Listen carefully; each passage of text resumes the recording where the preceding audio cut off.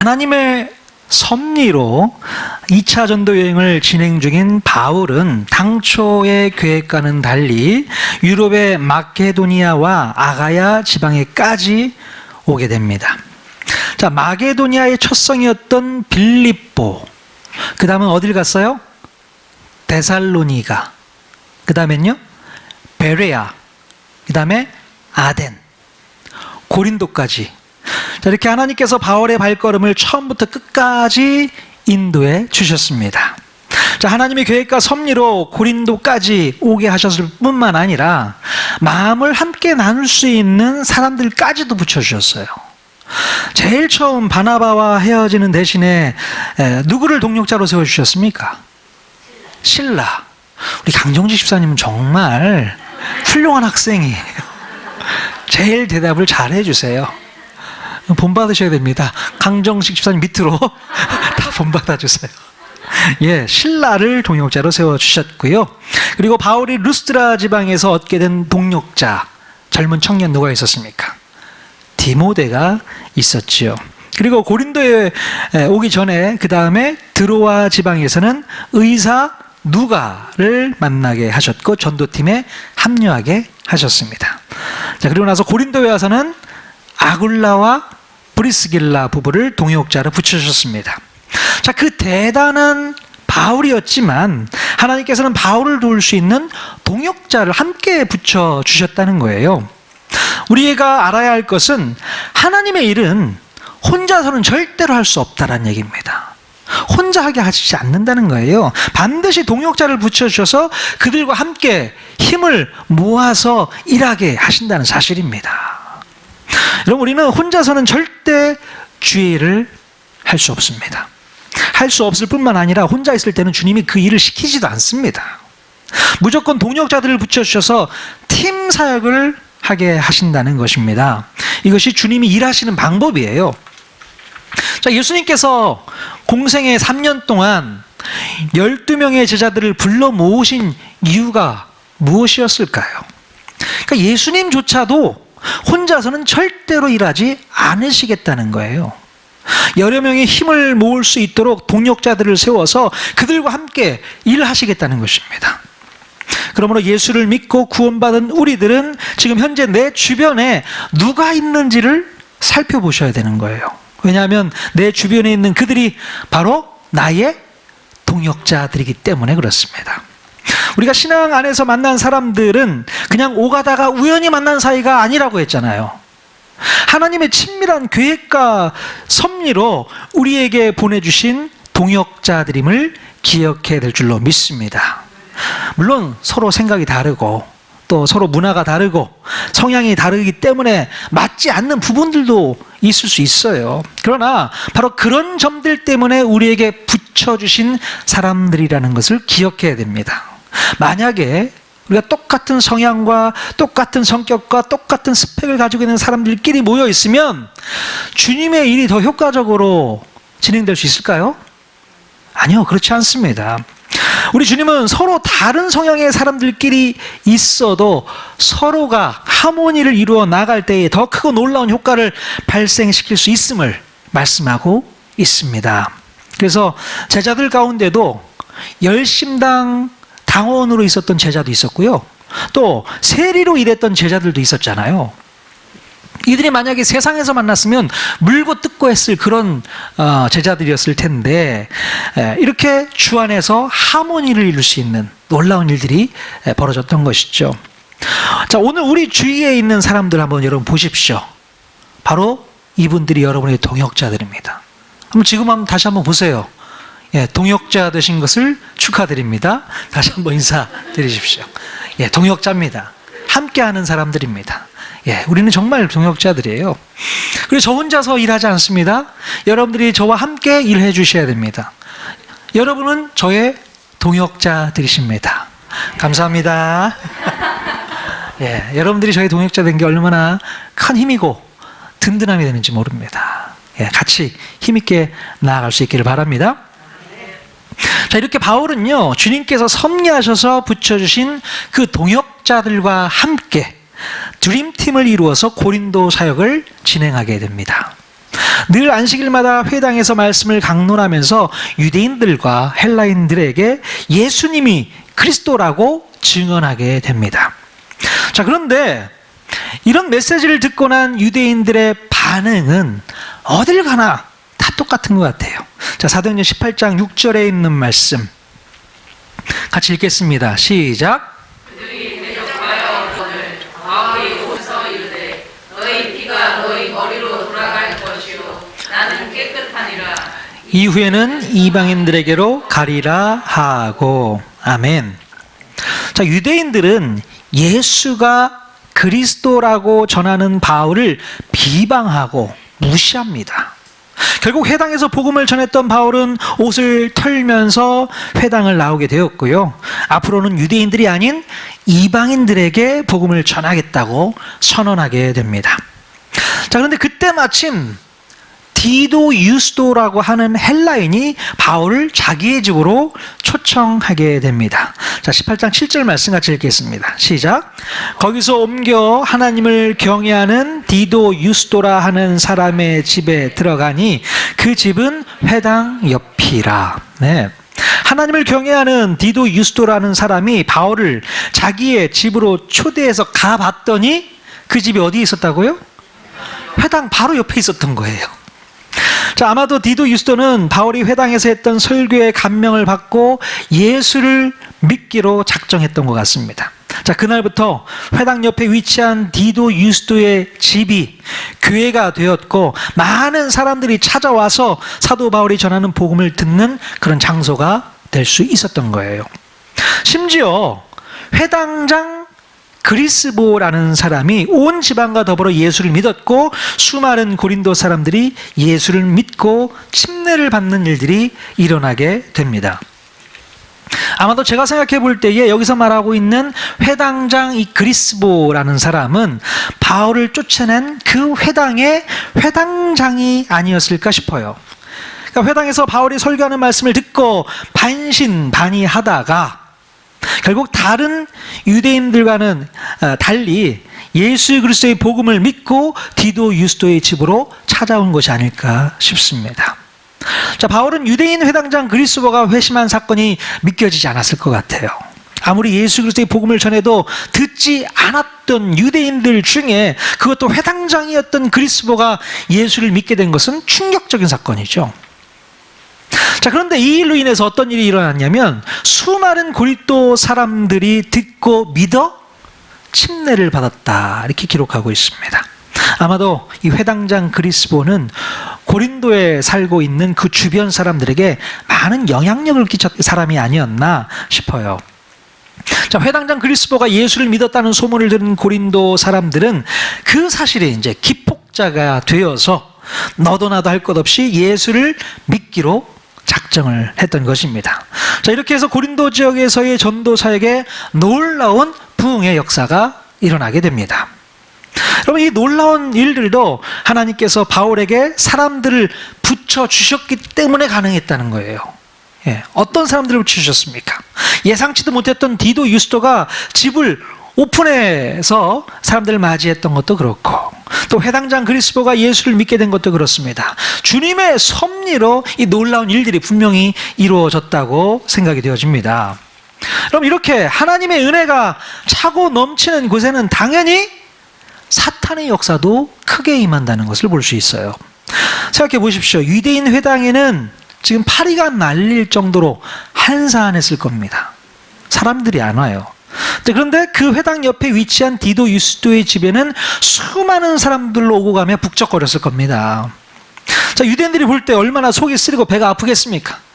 심지어 회당장도 회심해서 나가버렸고, 자, 그래서 아마도 유대인 회당에서는 그냥 그 모습을 보고만 있지 않았을 것입니다.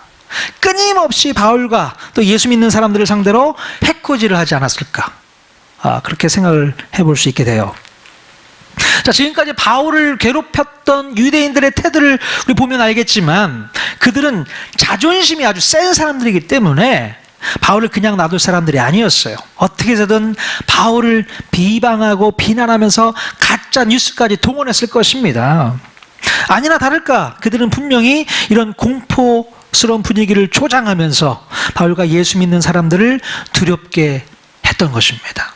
자, 그래서 그때의 바울에게 주님의 음성이 들리는 장면이 바로 나옵니다. 자, 사도행전 18장 9절에서 10절 말씀 같이 읽겠습니다. 시작. 밤에 주께서 환상 가운데 바울에게 말씀하시되 두려워하지 말며 침묵하지 말고 말하라. 내가 너와 함께 있음에 어떤 사람도 너를 대적하여 해롭게 할 자가 없을 것이니 이는 이 성중에 내 백성이 많음이라 하시더라. 아멘. 자, 밤에 주님께서 환상 중에 말씀해 주시게 됩니다. 두려워하지 말고 침묵하지 말고 주의 복음을 선포하라고 말씀하십니다. 아마도 바울은 마음 가운데 두려운 마음이 좀 있었던 것 같아요. 회당을 중심으로 한 유대인들의 방해와 음모와 핍박이 왜 두렵지 않겠습니까? 지금까지 얼마나 많은 핍박을 받고 왔어요. 예? 회당을 중심으로 한 그 유대인들이 바울을 죽을 정도로 때리기도 했었고요. 또 옥에 갇히기도 하셨고 또 조롱당했던 그런 모습들을 생각해 보면서 마음 가운데 큰 두려움이 올려왔을 것입니다. 그래서 어쩌면 바울은 침묵하면서 복음 전하는 것을 중단해야겠다는 생각까지 했는지 모르겠습니다. 자, 바울은 고린도 교회에 쓴 편지에서 자신의 심정을 이렇게 또 표현하고 있습니다. 뭐라고 표현했냐면, 자, 고린도전서 2장 3절에 보니까 뭐라고 되어 있습니까? 같이 읽겠습니다. 시작. 내가 너희 가운데 거할 때에 약하고 두려워하고 심히 떨었노라. 예. 이 대단한 사도 바울도요, 고린도에서 사역을 했을 때에 내가 약하고 두렵고 심히 떨었었어. 그렇게 나중에 고린도 교회 성도들에게 편지를 쓸 때 이 내용을 기록하고 있습니다. 정말 그 마음이 강했던 것 같아요. 얼마나 마음이 불편하고 괴로웠으면 이런 말들을 다 했을까. 물론 자기 자신이 고난받고 핍박을 받는 것도 두려웠겠지만 어쩌면 이제 막 예수를 믿기 시작한 사람들이 고난받고 핍박을 받는 것이 더 두려웠을지 모르겠습니다. 내가 고난받는 건 괜찮아. 근데 이제 예수 믿기 시작한 사람들까지 고난받으면 그게 너무 힘든 거라고 바울은 생각을 했던 것 같아요. 자, 그래서 하나님께서는 바울의 마음을 간파하고서 두려움에 떨고 있었던 바울을 찾아오십니다. 두려워하지도 말고 입을 닫고 있지 말라고 말씀하고 계세요. 입을 열어서 담대히 복음의 말씀을 선포하라고 말씀하십니다. 자, 그러면서 한 가지 무슨 약속을 해 주셨는가? 뭐라고 약속해 주십니까? 내가 너와 함께 있으니 어떤 사람도 너를 대적하여 해롭게 할 자가 없을 것이다. 이렇게 말씀해 주고 있습니다. 그리고 무엇보다도 이 고린도 성중에 앞으로 예수 믿을 사람들이 많을 것이라고 이렇게 약속을 해 주셨어요. 자, 그날 밤에 찾아오신 예수님께서는 바울의 마음을 위로하고 격려하면서 두려움에 떨고 있는 바울에게 확신을 심어 주십니다. 내가 너와 함께 있으니 걱정하지 말라는 겁니다. 어떤 사람도 너를 대적하여 해롭게 할 자가 없을 것이다. 그리고 너를 통해서 이 성중에 구원받을 백성들이 많아지게 될 것이다. 예. 그 얘기를 듣고 바울이 얼마나 힘이 났을까요? 그래, 맞아. 주님이 나와 함께 하셨지. 주님이 나와 동행해 주셨지. 나를 힘들게 하고 어렵게 하고 고통스럽게 하는 사람들을 주님께서 막아주신다고 말씀하셨지. 그것이 얼마나 큰 위로가 되고 격려가 되겠습니까? 네. 혹시 여러분들 마음 가운데 바울처럼 두려운 마음을 갖고 계신 분들이 계십니까? 많은 두려움이 있죠. 건강에 대한 두려움이 있을 수 있고요. 자녀 교육에 대한 두려움이 있을 수 있고, 인간관계에 대한 두려움이 있을 수 있고요. 또 물질 문제에 대한 두려움도 있겠고, 또 나중에 노후 준비를 위한 두려움도 있을 것입니다. 여러분들은 어떤 두려움에 사로잡혀서 걱정하고 근심하고 또 염려하고 살아가십니까? 자, 그러나 여러분이 어떤 형편과 처지에 있어도 우리 주님이 함께 하시겠다고 말씀하고 계세요. 누구도 우리를 대적해서 해롭게 할 자가 없을 것이다 약속해 주신 줄로 믿습니다. 바울에게 주신 약속이 오늘 저와 여러분에게 주신 약속인 줄로 믿습니다. 여러분, 가끔 우리 마음 가운데 두려운 감정이 생길 수 있습니다. 당연하죠. 그러나 그 두려운 마음 때문에 여러분의 마음을 빼앗겨서는 안 됩니다. 마음 빼앗기지 마십시오. 사탄은 언제나 우리의 감정을 이용해서 우리를 넘어뜨리려고 한다는 거예요. 그 어떤 두려운 환경과 상황 속에서도 주님이 나와 함께 하신다는 약속을 붙들고 언제나 힘을 내시고 승리할 수 있기를 바랍니다. 아멘. 주님이 함께 하신다는 것을 믿으면 두려울 이유가 전혀 없습니다. 걱정하지 않아도 돼요. 염려하지 않아도 됩니다. 예. 자, 한밤중에 찾아오신 예수님을 통해서 바울은 얼마나 위로가 되었고 격려가 되었을까. 주님은 우리가 낙심하고 좌절하고 절망하고 고통 가운데 있을 때에 함께 동행해 주시며 위로해 주시는 분이신 줄로 믿으실 수 있기를 바랍니다. 자, 그런데요, 우리는 바울을 찾아오신 예수님의 말씀 속에서 한 가지 분명한 사실을 배워야 합니다. 주님이 뭐라고 말씀하셨습니까? 침묵하지 말라. 침묵하지 말라. 입을 벌려서 복음의 말씀을 담대히 전하라고 말씀하고 있어요. 자, 교회에서 보면 우리들 가운데 가끔 이런 분들이 있습니다. 예수를 믿으라고 전도하기보다는 삶의 본을 보이는 것이 먼저라고 생각하시는 분들이 간혹 있으세요. 예, 맞습니다. 당연히 우리의 삶으로 예수 믿는 자의 본을 보이는 것이 맞는 말이죠. 하지만 삶의 본을 보이는 것으로만 우리가 해야 할 전도를 대신할 수는 없습니다. 예. 내가 얼마나 거룩하게 산다고 내 행위를 보고 예수 믿는 사람들이 생길 수 있겠습니까? 얼마나 여러분 거룩하신데요. 여러분의 모습을 보고 지금까지 얼마나 많은 사람들이 예수 믿겠다고 하셨습니까? 여러분의 삶을 보고서 예수 믿겠다 하시는 분들이 많지가 않아요. 근데 꼭 삶을 통해서 본을 보여야만 그게 전도라고 생각하시는 분들이 있어요. 착각입니다. 말보다는 행동이 우선되어야 한다고 생각하고 침묵하고만 있으면 안 됩니다. 내 행동을 보고서 예수 믿는 사람들이 생기기만을 바라는 것은 전도를 하지 않겠다는 자기 합리화이고 교만한 마음이고 건방진 생각이에요. 그러면 못 쓴다는 거예요. 분명히 우리 자신에게는 허물이 있고 부족한 면이 많이 있습니다. 그래서 내가 복음을 전할 때 사람들이 너나 잘 믿어 이렇게 말할 수 있어요. 야, 너나 잘 믿으세요. 그렇게 할지 몰라요. 그러나 그런 말을 들어도 좋습니다. 그런 말을 들으면서도 복음을 전해야 될 줄로 믿습니다. 그렇게 해야 돼요. 저도 마찬가지예요. 매주 여러분들 앞에 설교를 하잖아요. 설교를 하면서 늘 부끄럽죠. 여러분들이 저에게 너나 잘하세요 그렇게 해버리면 제가 할 말이 없습니다. 하지만 저도 노력하고 여러분도 노력하십시다 라고 권면하면서 말씀을 전하는 거 아니겠습니까? 제가 제 자신의 삶을 바라보면서 내가 무슨 설교를 해, 내가 무슨 하나님의 말씀을 가르치나, 그러고 말아버리면 끝장나는 거예요. 하나님의 일을 할 수가 없는 것입니다. 그렇기 때문에 우리는 끊임없이 우리의 입을 열어서 주의 복음을 증거해야 될 줄로 믿습니다. 예, 저도 지금은 많이 부족하지만 그래도 함께 예수 믿으십시다 이렇게 권면해야 되는 것이죠.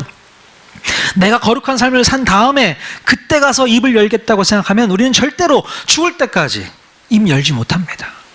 입 못 열어요.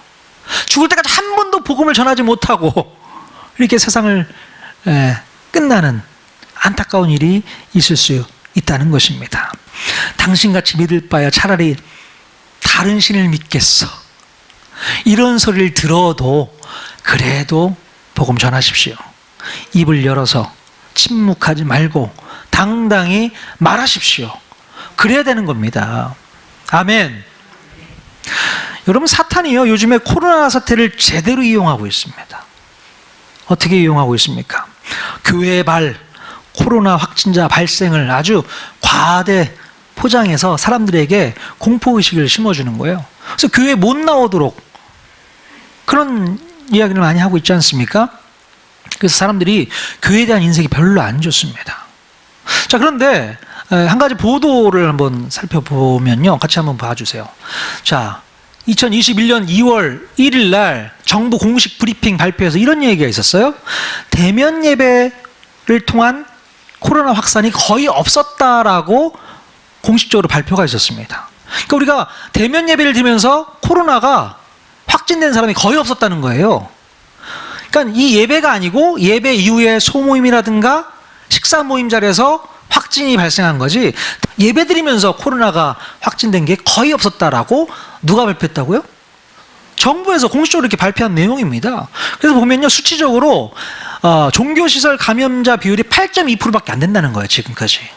물론 신천지를 빼고 8.2%밖에 되지 않는 수치를 가지고 코로나의 온상지가 교회라고 떠들고 있는 거예요.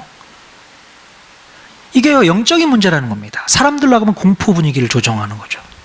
그래서 우리 입으로 하여금 복음을 꺼내지 못하도록 막아버렸어요. 요즘에 교회 다니라고 말 못하잖아요. 너나 잘 믿으세요. 어떻게 요즘에 교회를 간다고 전도를 하냐? 그렇게 얘기하는 게 두려워서 말도 못 꺼내지 않습니까? 우리는 정확히 알고 있어야 됩니다. 수치적으로 알고 계셔야 돼요. 정부에 이런 공식적인 발표가 있었어. 너 몰랐지? 속고 있는 거야. 8.2%밖에 안 된대. 그럼 입을 닫지 마십시오. 마스크 끼고 있다고 말하지 말라는 법 있습니까? 마스크 끼고도 복음을 전하시고, 침묵하지 마시고 담대히 복음을 전할 수 있기를 바랍니다. 우리 그리스도인들이요, 세상적으로 어떤 질타를 받고 어떤 욕을 먹더라도요, 침묵하지 말고 말하라는 주님의 음성에 우리는 순종해야 될 줄로 믿습니다. 잠잠히 가만히 있지 말고 입으로 선포하라고 주님이 말씀하시잖아요. 그러면 내 언변과 내 설득력으로 역사가 이루어지시는 것이 아니라 그 다음부터는 하나님께서 역사 주시겠다고 말씀하고 있어요. 내가 끝까지 뭔가 해보려고 하니까 처음 시작도 못하는 거 아니겠습니까? 그런 부담 내려놓으시고요, 여러분이 먼저 시작하시면 그 다음은 우리 주님이 하시겠다는 거예요. 주님이 역사하시겠다는데. 근데 내 고집은 뭐냐면 내가 처음부터 끝까지 다 하려고 하는 거예요. 여러분의 교만입니다.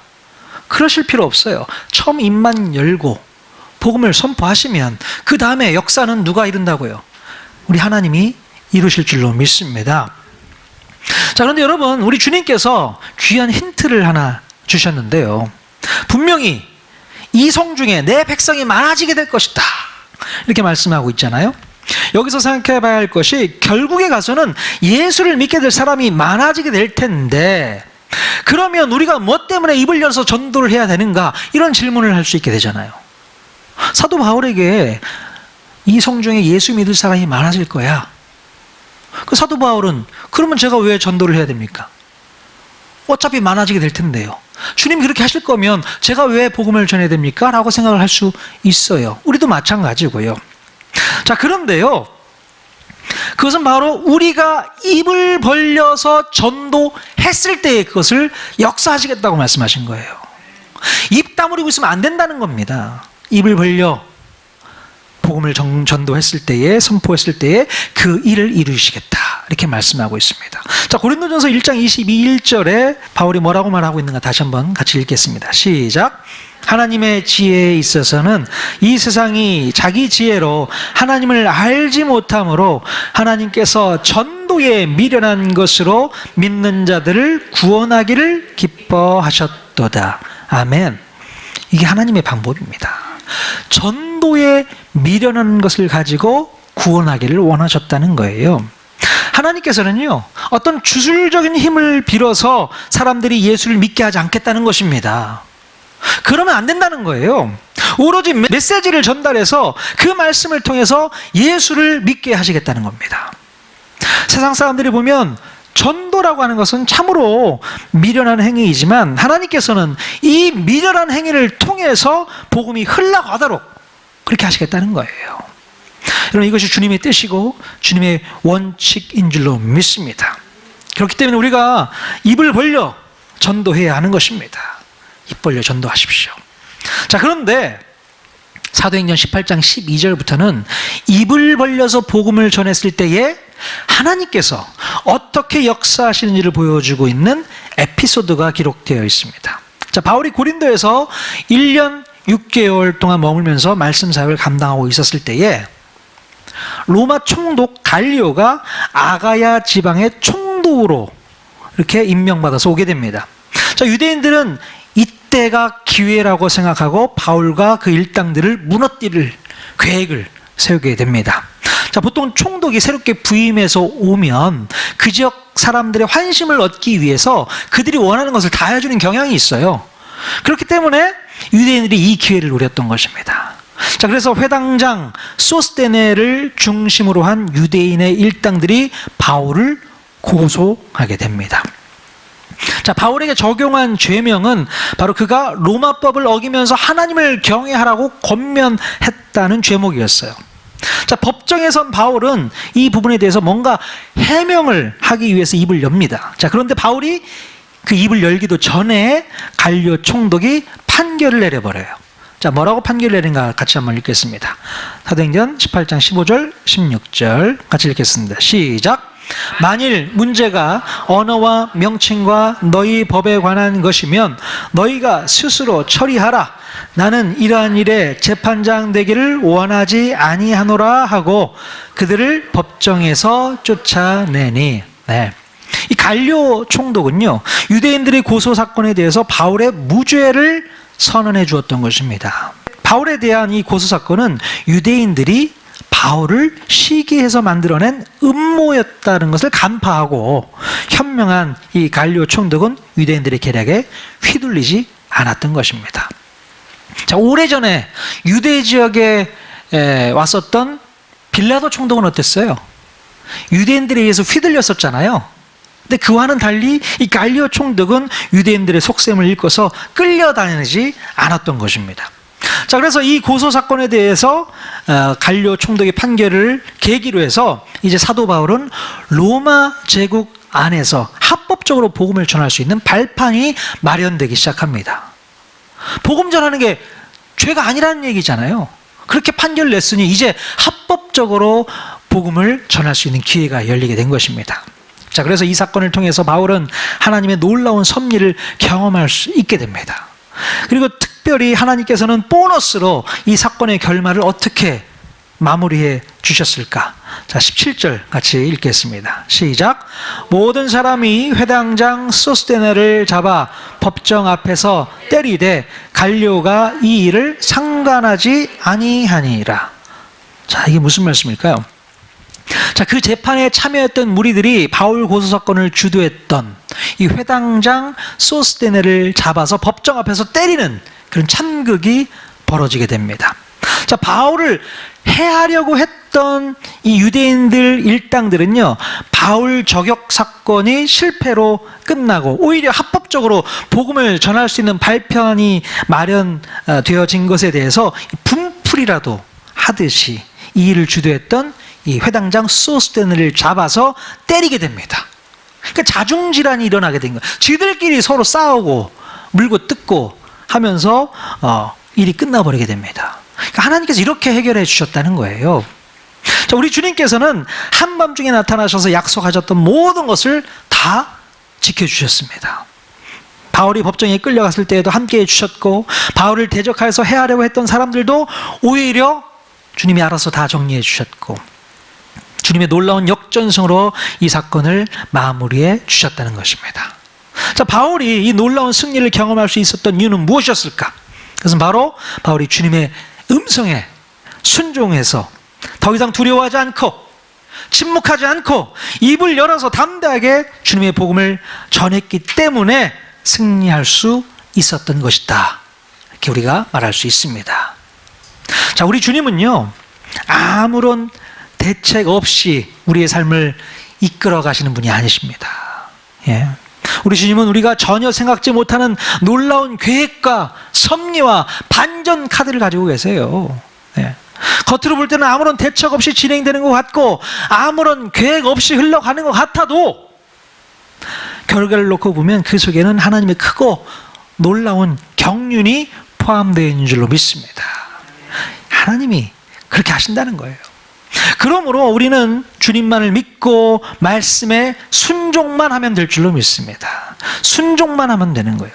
두려워할 것도 없고 염려할 것도 없고 걱정할 게 없다는 겁니다. 하나님이 우리와 함께 하시고 우리의 뒤를 봐주신다는 거 아니겠습니까? 얼마나 든든해요. 두려워할 게 없습니다. 염려할 게 없습니다. 걱정할 게 없습니다. 주님과 함께 주님이 원하시는 일들을 해나가야 될 줄로 믿습니다. 더 이상 침묵하지 말고 말해라. 말해라. 이것이 주님의 뜻인 줄로 믿습니다. 아멘. 여러분 입 닫고 계시지 마십시오. 입을 여십시오. 복음을 전하십시오. 담대하게 전하십시오. 주님이 기뻐하시는 줄로 믿습니다. 그러면 주님께서 여러분들에게 큰 복 주실 줄로 믿습니다. 해야 될 일은 하지 않고 복만 달라고 하면 하나님께서 복 주시겠습니까? 새해 복 많이 받으세요. 그런다고 주님께서 복 주실 것 같습니까? 여러분들이 해야 될 일들을 하면서 하나님께서 그 은혜를 더 부어주시는 거예요. 그게 진짜 복 아니겠습니까? 도대체 무슨 복을 원하는 겁니까? 주님께서 우리에게 큰 은혜를 부어주시는 그 복을 여러분 다 경험할 수 있기를 바랍니다. 그런데 여러분 우리가 복음을 증거할 때 빠져서는 안 될 게 있어요. 뭡니까? 기도죠. 중보기도입니다. 서로를 위해서 기도하고 기도하면서 복음을 증거하는 게 필요한 줄로 믿습니다. 이제 내일부터 릴레이 중보기도를 시작하게 되는데 여러분들 모두 이 중보기도에 다 동참해 주시기를 바랍니다. 뭐 신청하신 분들 계시고 신청하지 않은 분들이라도 기도 제목 보시고 나중에 계속해서 여러분 기도해 주시길 바라요. 중보기도는 주님께서 이루실 것을 믿고 맡기는 것을 의미합니다. 중보기도는 내가 내 힘으로 하겠다는 생각을 버리는 것이고 기도를 통해서 이루시는 하나님의 능력을 경험하겠다는 믿음의 실천인 줄로 믿습니다. 예, 우리가 끊임없이 올 한 해 하나님 앞에 기도로 매달리면서 말씀으로 무장하면서 주님의 복받는 저와 여러분 모두가 다 될 수 있기를 주님의 이름으로 간절히 축원드립니다. 아멘.